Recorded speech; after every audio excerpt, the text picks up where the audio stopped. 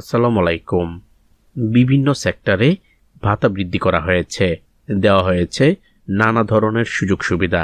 তবে বীর মুক্তিযোদ্ধাদের সম্মানী ভাতা বা নানান সুযোগ সুবিধা নিয়ে কেন এত বৈষম্য, জানবো তার বিস্তারিত খবর।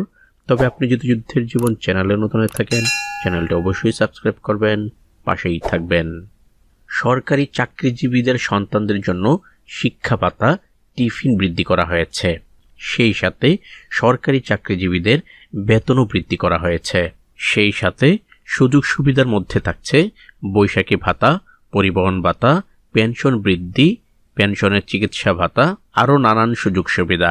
সরকারি কর্মচারীদের সর্বনিম্ন ভাতা ছিল ৮,২৫০ টাকা, সেটা বৃদ্ধি করে বর্তমানে করা হয়েছে ২০,০০০ টাকা। আর সর্বোচ্চ যারা পেত ৭৮,০০০ টাকা, তারা পাবেন এখন ১,৬০,০০০ টাকা। বৈশাখী ভাতা ২০% থেকে ৫০% পর্যন্ত বৃদ্ধি করা হয়েছে। পেনশনের চিকিৎসা ভাতা দেওয়া হচ্ছে ১০,০০০ টাকা। সরকারি চাকরিজীবীদের সন্তানদের শিক্ষা ভাতা আগে ছিল ৫০০ টাকা, এখন ১৫০০ টাকা বৃদ্ধি করে সর্বমোট দেওয়া হচ্ছে ২,০০০ টাকা। এমনকি টিফিন ছিল ২০০ টাকা, সেটা ৮০০ টাকা বাড়িয়ে এখন দেওয়া হচ্ছে ১,০০০ টাকা।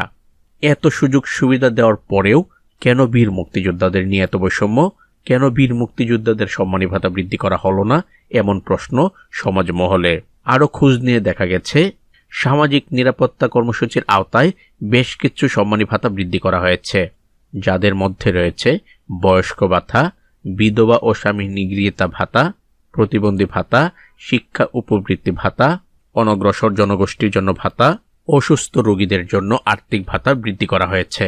এমনকি মা ও শিশু সহায়তা ভাতাও বৃদ্ধি করা হয়েছে।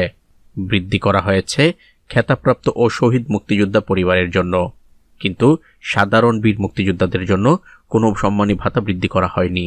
তাহলে এখানে কি বৈষম্য সৃষ্টি হয়নি?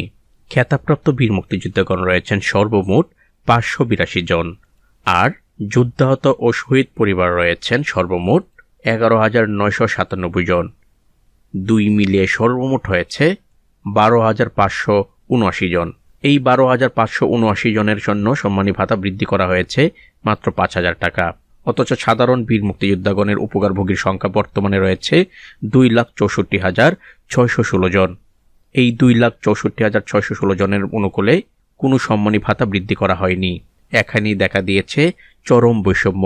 খেতাবপ্রাপ্ত যুদ্ধাহত শহীদ পরিবারের মধ্যে সম্মানী ভাতা বৃদ্ধি করা হয়েছে, এই নিয়ে সাধারণ বীর মুক্তিযোদ্ধাগণের মধ্যে কোনো সমস্যা নেই। সমস্যা হলো সকল সেক্টরে যদি সম্মানী ভাতা বৃদ্ধি করা হয়, তাহলে কেন সাধারণ বীর মুক্তিযোদ্ধাগণের সম্মানী ভাতা বৃদ্ধি করা হলো না?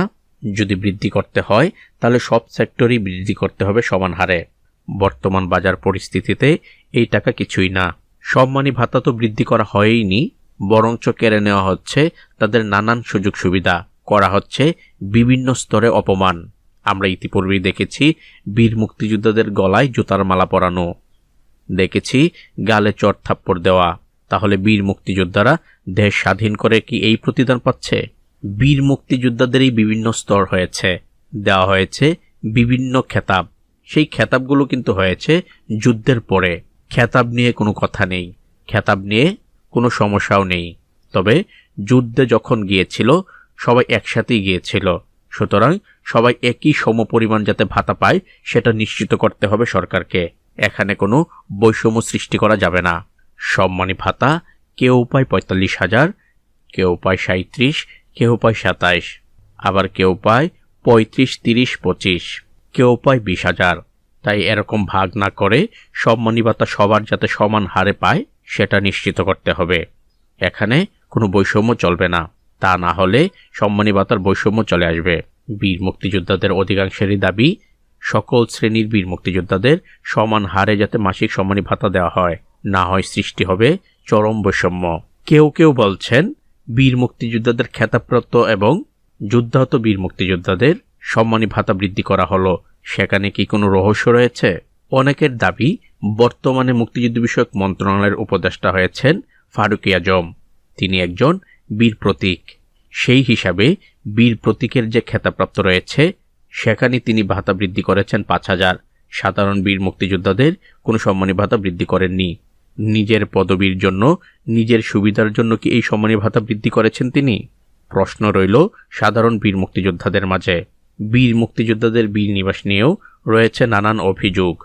প্রায় বন্ধ পর্যায়ে রয়েছে বীর নিবাসগুলো। অধিকাংশ সেক্টরে কাজ করা হলেও বীর মুক্তিযোদ্ধাদের বীর নিবাসে কোনো কাজকর্ম চলছে না এখন। সেখানেও দেখা দিয়েছে চরম বৈষম্য। সাধারণ বীর মুক্তিযোদ্ধাদের ভাতা বৃদ্ধি সহ অন্যান্য সুযোগ সুবিধা যাতে চালু থাকে সেই প্রত্যাশা করছেন বীর মুক্তিযোদ্ধারা। তো আজ এ পর্যন্তই, দেখা হবে অন্য এক নতুন ভিডিওতে। ততক্ষণ পর্যন্ত সবাই ভালো থাকবেন, সুস্থ থাকবেন।